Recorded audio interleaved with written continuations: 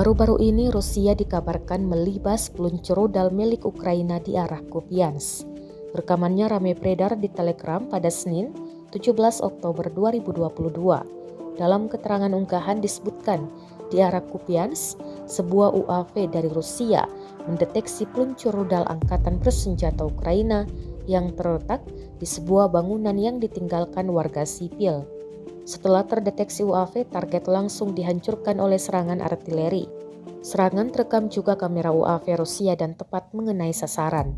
Rusia mengirim pasukan ke Ukraina pada 24 Februari dengan alasan kegagalan Kiev untuk mengimplementasikan perjanjian Minsk yang dirancang untuk memberi wilayah Donetsk dan Luhansk status khusus di dalam negara Ukraina.